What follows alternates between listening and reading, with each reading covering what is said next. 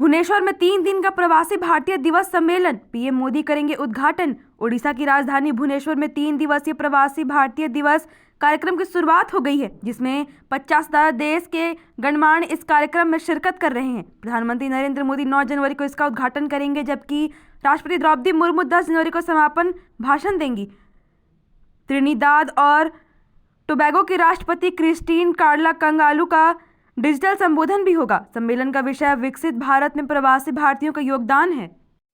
रमेश बिधूड़ी के बयान पर भड़की प्रियंका गांधी, बताया बेहुदा। कांग्रेस सांसद प्रियंका गांधी ने बीजेपी उम्मीदवार रमेश बिधूड़ी के आपत्तिजनक बयान को बेहुदा बताया। उन्होंने कहा कि वे फिजूल की बातों पर चर्चा नहीं करती और दिल्ली विधानसभा चुनाव में जरूरी मुद्दों पर बात होनी चाहिए।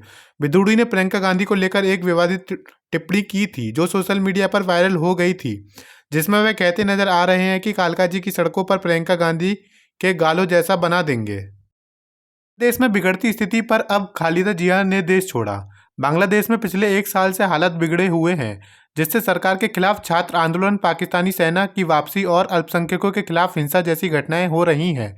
बीएनपी के अध्यक्ष खालिदा जिया भी अब देश छोड़कर लंदन जा रही हैं। यह फैसला उस समय आया है जब बांग्लादेश की सुप्रीम कोर्ट जिया ले ट्रस्ट मामले में फैसला सुनाने वाली है। हालांकि खालिदा जिया ने देश छोड़ने के पीछे का कारण अपने बिगड़ते स्वास्थ्य को बताया है।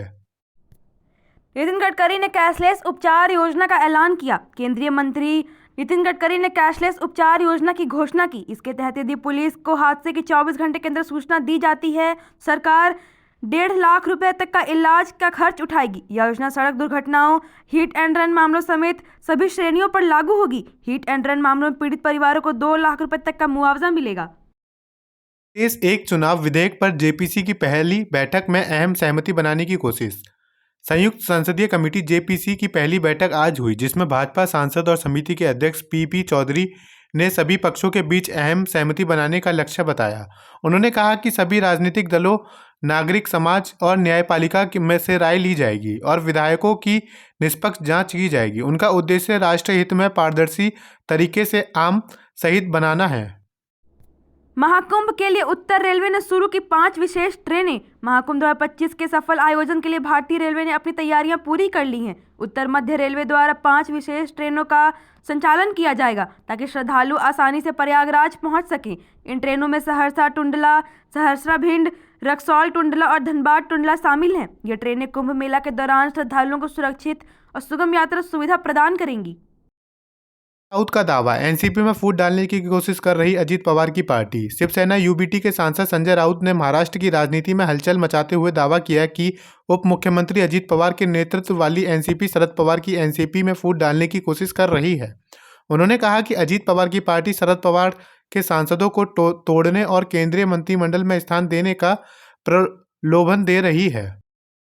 वाराणसी में 40 साल से बंद पड़े शिव मंदिर खोला गया, जल्द शुरू होगा पूजा पाठ। मुरादाबाद के अब वाराणसी के मुस्लिम बहुल इलाके मदनपुरा में 40 साल से बंद पड़े शिव मंदिर को प्रशासन ने खोल दिया है। मंदिर के कपाट खोले गए और अंदर सफाई का काम शुरू हुआ है। हिंदू पक्ष द्वारा इसे खोलने की मांग किए जाने के बाद प्रशासन ने दस्तावेज चेक कार्रवाई की। मंदिर खोले जाने पर कोई विरोध नहीं हुआ और स्थिति सामान्य बनी रही।